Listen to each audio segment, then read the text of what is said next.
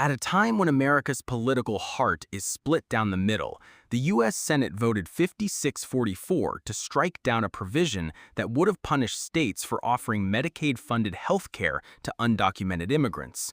Now, before we dive in, I want to ask you, as a citizen, a taxpayer, and someone who cares about fairness and truth, do you believe health care should be determined by borders or by human need? Let's explore that together. Stay engaged because the numbers and stories here demand our attention.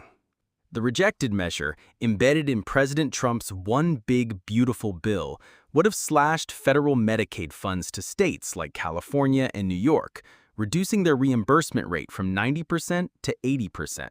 In practical terms, it was an attempt to financially strong-arm states into cutting healthcare access for undocumented residents. The Senate parliamentarian ruled it violated the Byrd Rule, a procedural check on budget reconciliation bills, and required 60 votes to pass. It didn't get them. Let's be clear. Federal law already bars undocumented immigrants from full Medicaid benefits, except for emergency and limited pregnancy-related care. But some states, using their own dollars, have opted to go further, expanding healthcare access through state-run programs. California's Medi-Cal alone serves over 1 million undocumented individuals. Had this provision passed, it would have cost the state $1.5 billion annually, or forced lawmakers to pull the plug on coverage. In rejecting the measure, the Senate protected these state-funded programs. Advocates see this as a moral stand, one that ensures access to primary care, mental health services, vaccinations, and chronic disease treatment for people otherwise locked out of the system. And yes, that includes the uninsured janitor cleaning hospital floors at 3 a.m. or the farm worker picking our food.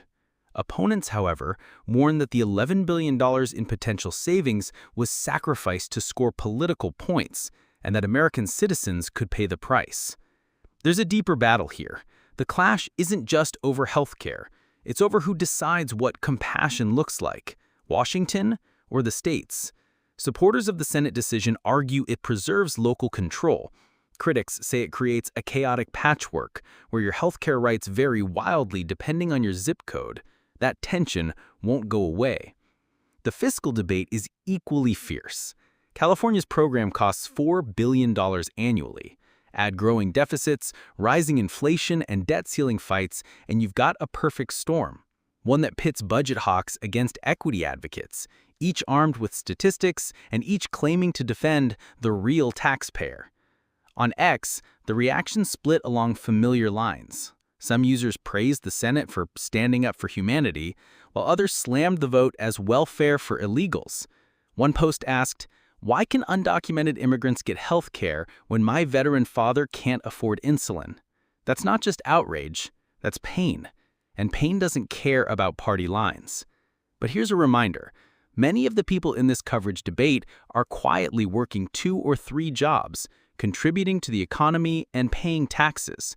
And they're invisible in the policies made for or against them. The Senate's vote is making primetime headlines, and it's a bellwether. It speaks to who we are as a country and who we're willing to care for. In preserving coverage for nearly 1.4 million undocumented immigrants, the Senate took a stand on public health, state power, and moral obligation. But the cost, both fiscal and political, will continue to ripple. The conversation's not over. It's just begun.